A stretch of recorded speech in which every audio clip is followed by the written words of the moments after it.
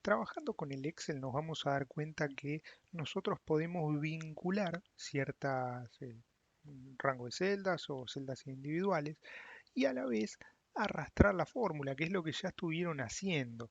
Pero ahora tienen que tener en cuenta que algunas veces nosotros no queremos arrastrar las fórmulas, sobre todo cuando seleccionamos rangos en algunas fórmulas y queremos que permanezcan fijos.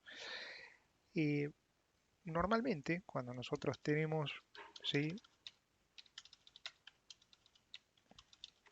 una cantidad de números, y no sé, por ejemplo, yo acá le voy a poner 10% y quiero calcular el 10% de esto,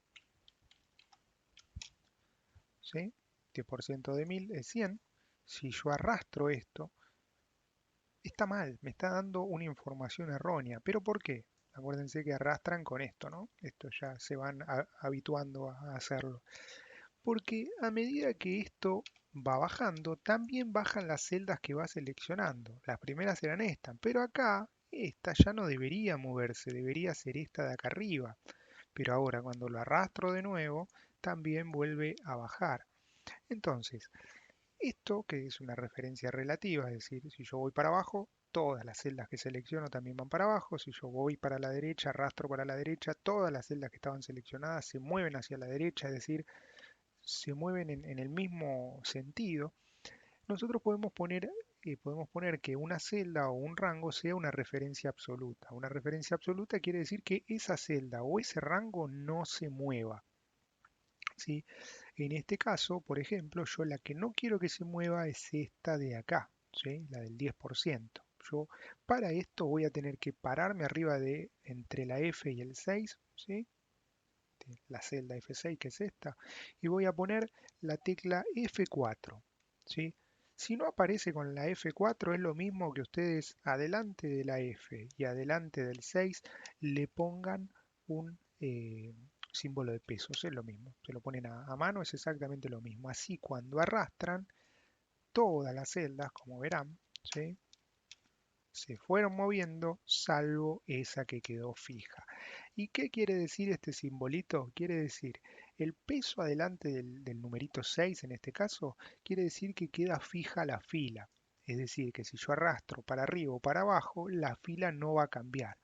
Y el peso adelante de la letra quiere decir que queda fijo la columna. O sea que si yo voy para la izquierda o para la derecha, esa columna no va a cambiar. En este caso solo necesitamos que la fila quede fija porque estamos arrastrando para abajo. Es decir, si yo le saco esto a la F y arrastro, no pasa nada porque yo no estoy arrastrando para la derecha o para la izquierda, ¿sí? En este caso solo necesitamos que quede fija esta fila, ¿sí?, porque no es que cambio de columna. Ahora, si yo me voy para la derecha, sí voy a necesitar que quede fija la columna porque si no se me iría a la G, ¿sí?, a la derecha también. Entonces esto es la famosa referencia absoluta. Ahora, acá lo estamos viendo puntualmente con una celda, pero puede pasar con rangos también, ¿sí?, que ustedes seleccionen. Si yo, por ejemplo, ¿sí?, sí, por decir, igual, promedio, selecciono esto, me da 3000 el promedio de esto. Ahora, si yo arrastro para abajo, fíjense qué pasa, me cambió el promedio, ¿sí?, porque se arrastró todo el rango. Entonces, para estos casos en los que nosotros por X motivo no queremos que cambie el rango, que sea siempre el mismo, tenemos que hacer exactamente lo mismo. Nos paramos arriba de una, tocamos F4, nos paramos arriba de otra, tocamos F4. Y el rango queda exactamente igual. Entonces, si lo arrastramos, me va a dar exactamente igual porque el rango no cambió, ¿sí?, quedó fijo, quedó absoluto ese rango.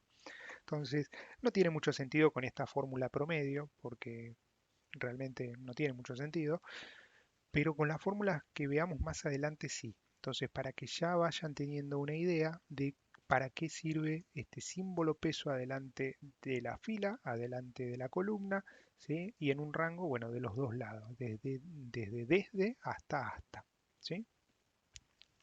Entonces, practíquenlo.